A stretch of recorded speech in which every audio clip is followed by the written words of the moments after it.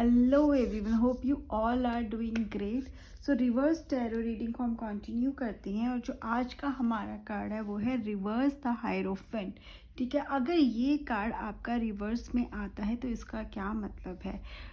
Upright में हमें पता है, ठीक है, उसकी वीडियो भी है कि it's a very like traditional person, follows the cultures and relationship it's very positive, commitment show करता है. But when it comes to reverse तो क्या है, it is for that person जिसको ट्रेडिशंस कल्चर्स में वो नहीं बिलीव करता है. ठीक है, रूल्स एंड रेगुलेशंस में नहीं बिलीव करता. बेसिकली दैट पर्सन इज जिसको लॉजिक चाहिए है, क्यों क्यों हम कर रहे हैं, जिसको रिस्ट्रिक्टेड लगता है. ठीक है, जो फ्रीडम के लिए यर्न करता है, जिसको फ्रीडम चाहिए, जो अपनी एक इंडिविजुअल आइडेंटिटी क्रिएट करना चाहता है. रिबेल हो सकता है ऐसा पर्सन, राइट, जो अपने क्रिएटिविटी, कहते हैं ना क्रिएटिविटी ब्लॉक दिखता है उसको. व्हेन ही फॉलोज दिस, उसको अपनी क्रिएटिविटी को शो करना है, अपनी इंडिविजुअलिटी पे फोकस करना है, अपने खुद के न्यू रूल्स बनाने हैं, अपने हिसाब से जीना है, ना कि किसी एक डिसिप्लिन को, सोसाइटी के नॉर्म्स को या किसी ट्रेडिशन को फॉलो करना.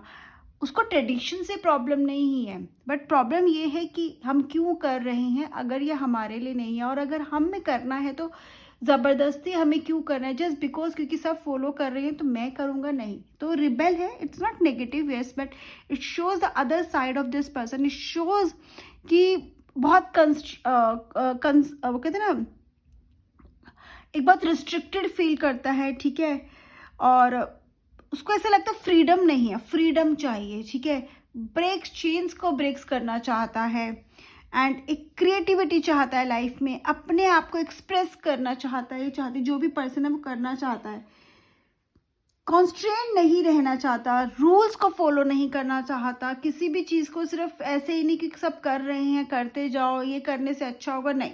जो करना है मुझे अपने हिसाब से करना है, अपनी मर्जी से करना है. एंड फ्लेक्सिबिलिटी लाइफ में, ठीक है, अपनी लाइफ का कंट्रोल अपने हाथ में लेना है, फ्लेक्सिबिलिटी चाहिए लाइफ में. एंड बहुत स्ट्रॉन्ग विल और डिज़ायर होती है अपनी लाइफ का कंट्रोल अपने हाथ में लेने की, ऐसे पर्सन की. एंड ये पर्सन बहुत ज़्यादा टेम्प्ट होता है तो अनऑर्थोडॉक्स अप्रोच फॉलो करने में. ठीक है, ऑर्थोडॉक्स अप्रोच नहीं करना, अपने न्यू वेज बनाने में, कुछ अलग करने में. ठीक है, सोशल टाइज को तोड़ने में, नॉर्म्स में कुछ बिलीव नहीं करना, कुछ भी ऐसा नहीं करना जो लोगों को प्लीज करे, वो करना है जो खुद को अच्छा लगे. ठीक है, हायरोफेंट रिवर्स में आता है तो इसका मतलब basically about questioning, you are questioning everything. ठीक है, ये है तो क्यों है, और अगर मुझे नहीं पसंद तो ये मैं क्यों करूं, वो क्वेश्चन आता है. किस बारे में क्वेश्चन है, ट्रेडिशंस को लेके क्वेश्चन है. ठीक है, जो भी हो रहा है ये हम कर तो रहे हैं, बट ये क्या ये सही भी है, क्या ये एप्लीकेबल भी है, उसके लिए क्वेश्चंस हैं, राइट. अगर यही कार्ड रिवर्स में मिलव में आता है तो ये क्या शो करता है, ये शो करता है कि आपका कहीं ना कहीं रिलेशनशिप बहुत बोरिंग हो चुका है. ठीक है, उसमें वो एक्साइटमेंट नहीं है, एनर्जी लेवल नहीं है, क्योंकि बहुत प्रैक्टिकल टाइप रिलेशनशिप हो सकता है. आपने जब इस रिलेशनशिप में भी एंटर किया था तो वो प्रैक्टिकल रीज़न की वजह से था. Maybe you are force, maybe you are ass, नहीं दिस इज़ द टाइम. तो शादी अगर हुई है, क्योंकि शादी का भी कार्ड है, तो अगर शादी भी की है तो किस लिए की, क्योंकि हाँ बस एज हो गई है, अच्छा घर है तो आपने शादी कर ली, but you were not connected to that person. तो अब वो हो गया कि अब you are not enjoying that relationship. Also this could mean कि you trying to inject some, अपनी रिलेशनशिप में भी सम एक्सपेरिमेंट करना चाहते हो. उसको कहते ना, वो उस आपको एक ये वो नहीं चाहिए, ट्रेडिशनल रिलेशनशिप नहीं चाहिए. यू वांट अ रिलेशनशिप जिसमें आपको खुशी मिले. ठीक है, तो रिलेशनशिप में basically it shows that relationship is not going really well, relationship is boring. जो पार्टनर है वो एक दूसरे में इंटरेस्टेड नहीं है, और ये जिसके लिए कार्ड आया वो particular person is not interested in the partner. And अगर हम ये बात कर दें क्या उन दोनों का आगे कोई फ्यूचर होगा अगर वो दो साथ रहते भी हैं, क्योंकि हायरोफेंट है, मैरिज का है, तो रिवर्स में भी वो कहीं ना कहीं कमिटमेंट तो दिखाता है, बट वो कमिटमेंट किस लिए होगा, वो फोर्सफुल कमिटमेंट हो सकता है, किसी मजबूरी की वजह से किया हुआ कमिटमेंट हो सकता है. वो ऐसा कमिटमेंट नहीं जो इंसान दिल से कर रहा है, राइट. मतलब both of you are not align on the same way, on the same ideas पे आप अलाइन नहीं होते हो.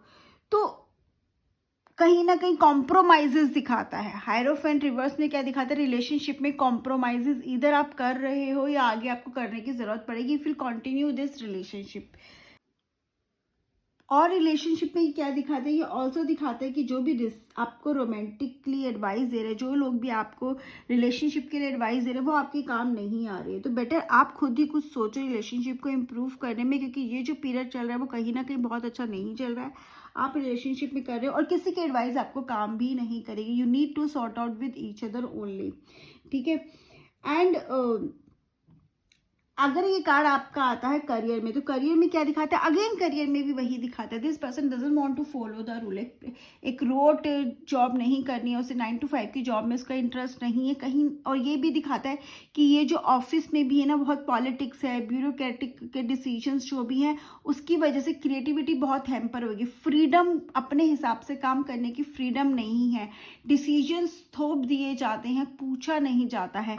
एंड बहुत बार ऐसा भी होता है कि this person doesn't want to go with the decisions, ठीक है। जो मैनेजमेंट का डिसीजन है, जो बॉसेस का डिसीजन है, वो उसको पसंद नहीं आते हैं, बट फॉलो करने पड़ते हैं। क्यों? क्योंकि वो जॉब है नहीं, बट जॉब में सेटिस्फेक्शन नहीं है, जॉब में इसको खुद के लिए ग्रोथ भी नहीं दिखती। क्यों? क्योंकि ये पर्सन उस हिसाब से काम ही नहीं कर पा रहा जिस हिसाब से उस कंपनी को चाहिए। क्योंकि वो कंपनी में क्या चाहिए, एक टाइप का जॉब है जिसे हम कहते हैं ना, एक मोनोटोनस जॉब है, जो ये नहीं कर पा रहा। उस मोनोटोनस जॉब में भी कुछ अलग करने की अगर ये कोशिश भी करता है, तो वो फ्रीडम भी पर्सन के पास नहीं है, इसलिए जॉब में इंटरेस्ट नहीं है। तो जॉब जो कर रहे हैं वो बेसिकली एक मजबूरी की, अगेन यहाँ पे क्या है, कॉम्प्रोमाइज की तरह कर रहे हैं। बहुत बार ऐसा होता है कि ये पर्सन चाहता है, अपने आइडियाज भी रखता है, उसके आइडियाज सुने तो जाते, बट उन पे अप्लाई नहीं किया जाता, और बहुत बार मौका ही नहीं दिया जाता, वो आगे आने की फ्रीडम नहीं मिल रही है, आगे आकर बोला नहीं जाता, या फिर उसके काम का क्रेडिट कोई और ले जाता है, जिसकी वजह से भी ये बहुत ज़्यादा डिस्टर्ब और स्ट्रेस में आपको दिखता है जॉब में। एंड ये जॉब में ना एक क्वेश्चन भी करता है, this person doesn't want to follow that, जो डिसीजन इसको समझ में नहीं आ रही है, इसको लग रहा है कि ये सही नहीं है, तो ये उसको फॉलो करने की मतलब doesn't want to follow. But क्या अगर ये उनके अगेंस्ट जाएगा तो क्या इसके लिए ठीक रहेगा? बहुत बार इसके मन में आता है कि नहीं, मैं ये नहीं करूँगा, मैं ऐसे नहीं करूँगा। तो आपको एक क्वेश्चन पूछने की ज़रूरत है, क्या आप उस पोजीशन में हो कि आप वो फॉलो ना करो, या आप कुछ अगेंस्ट रहो? आपकी पोजीशन इतनी स्ट्रांग है या नहीं, ये पूछने की ज़रूरत है। बट जॉब में भी डिसइंटरेस्ट कहीं ना कहीं ये कार्ड दिखाता है, ठीक है। And if you want to change the job also, तो येस, दिस पर्सन बहुत बार जॉब चेंज करने की सोचेगा, करनी चाहिए ही नहीं, वो सपोर्टिंग कार्ड से आपको पता लग सकता है। बट अगर ये रिवर्स में आ रहा है कि जॉब चेंज करनी चाहिए नहीं, तो आपका इंटरेस्ट तो नहीं है, but till the time you do not get the job, please आप जॉब चेंज मत करना, क्योंकि हो सकता है नेक्स्ट जॉब भी आपको ऐसे ही मिले जहाँ पे you don't get the freedom, अपने फ्रीडम ऑफ वर्क ना मिले, अपने हिसाब से काम करने की या अपने आइडियाज़ को एक्सप्रेस करने की आपको फ्रीडम ना मिले। फाइनेंसेस में अगर ये आता है, सो दिस पर्सन है ना ऑलवेज इंटरेस्टेड इन इन्वेस्टमेंट, ठीक है। कुछ ना कुछ रहता है कि मैं यहाँ इन्वेस्ट कर दूँ, वहाँ इन्वेस्ट कर दूँ, ठीक है। बट डिसीजन मेकिंग शायद इन्वेस्टमेंट्स के लिए इतनी अच्छी नहीं है कहीं ना कहीं। और ये पर्सन के 5 नंबर हमें वैसे भी पता नहीं कि 5 नंबर के हमेशा कुछ ना कुछ चलता रहता है, मनी का नंबर होता है, बैठ नहीं सकता है, ऑलवेज दिमाग बहुत तेज़ होता है, कुछ ना कुछ पैसे कमाने में तो बहुत ही स्मार्ट होते हैं ये लोग। तो वही चीज़ भी है कि रिस्क लेने में दिस पर्सन, क्योंकि अब ये क्या है, रिवर्स में है, तो ये ट्रेडिशनल वे में नहीं जाएगा, ये कुछ अलग करने की सोचेगा, कुछ रिस्क लेने की सोचेगा। और वो रिस्क पॉजिटिव भी हो सकती है, नेगेटिव भी हो सकती है, depending upon that persons situation also and his time also, ठीक है। नए न्यू वेज ऑफ अर्निंग की always person think of it, कि मैं किस तरह से पैसा और कमा सकता हूँ, लेकिन अगेन वो ट्रेडिशनल वेज को फॉलो नहीं करना चाहता। लाइक एफडी करा दी है, हाँ पे इन्वेस्टमेंट कर दिया, ये प्लान में चल दिया, वो उसमें नहीं करेगा। सब कुछ अपना कुछ ज़रूर करने की कोशिश करेगा, साइड प्रोजेक्ट्स करने की कोशिश करेगा, ठीक है। नई नई चीज़ें जैसे कि सम लाइक क्रिप्टो करेंसी हो गया, ठीक है, ब्लॉकचेन अगर कुछ है उसके बारे में, न्यू वेज, नया क्या है उसमें इन्वेस्ट करने की इसका बहुत इंटरेस्ट रहेगा। उसमें जहाँ पे रिस्क फैक्टर बहुत ज़्यादा होता है, वहाँ पर ये थोड़ा सा इसका इंटरेस्ट वहाँ रहेगा कि मुझे उस तरफ जाना चाहिए। तो इन्वेस्टमेंट करने में प्रॉब्लम नहीं है, रिस्क तो ये पर्सन लेगा, आप जो भी बोलो, लेकिन रिस्क लेने से पहले थोड़ा सा रिस्पॉन्सिबल रिस्क लो, ठीक है। थोड़ा सा देख लो कि हाँ वहाँ पे ये नहीं कंप्लीटली आपका पैसा चला जाए, और अगर ले भी रहे तो एकदम से बहुत बड़े अमाउंट का नहीं। ये एडवाइस आप दे सकते हो। फिनेंसेस में एज सच नहीं है खराब, ठीक है, बट फाइनेंसिस कंट्रोल में भी नहीं है। अगर आप इन्वेस्ट कर रहे हो, न्यू वेस्ट देख रहे हो, तो उसके बारे में आपको पता होना चाहिए। But it is not that कि 15 बहुत ज़्यादा एक्स्ट्रा स्पेंड करेगा, बट अगर रिवर्स में आ रहा है तो हाँ बहुत ज़्यादा सेविंग्स शायद इसकी नहीं होगी, बट इसको मनी की, कहते हैं डे टू डे मनी की प्रॉब्लम भी फेस नहीं करेगा, बट मनी कहीं ना कहीं सेव अभी नहीं कर पा रहा है, ठीक है, बट आगे जाके फ्यूचर में सेव कर सकता है, क्योंकि that person is looking for the ideas. And ये पर्सन जैसे हायरोफेंट हमें पता है बहुत स्टबन होता है, this person will not be very stubborn, बस इसको अपने कहते हैं ना बहुत फ्लेक्सिबल टाइप की लाइफ चाहिए, जहाँ पे एक्सप्रेशन हो, फ्रीडम हो, वो हम देखेंगे। तो हायरोफेंट इज नॉट नेगेटिव अगर रिवर्स में आता है, बट डिपेंडिंग करते हैं सिचुएशन में। कोई भी कार्ड रिवर्स में एज सच नेगेटिव और पॉजिटिव नहीं होता, डिपेंडिंग अपॉन द सिचुएशन किस में आ रहा है, क्या क्वेश्चन है, साथ में कितने कौन सा कार्ड है, ठीक है, अपराइट है, ये बाकी सारे कार्ड भी रिवर्स है, और क्वेश्चन क्या रहा है, कौन सी पोजीशन पे कार्ड आया, उस पर बहुत कुछ डिपेंड करता है। तो आप डायरेक्टली मत सोचना कि कार्ड रिवर्स में आ गया तो पॉजिटिव है नेगेटिव है, ऐसा नहीं होता है, right. If you are doing the reverse का रीडिंग तो उस पर डिपेंड करता है।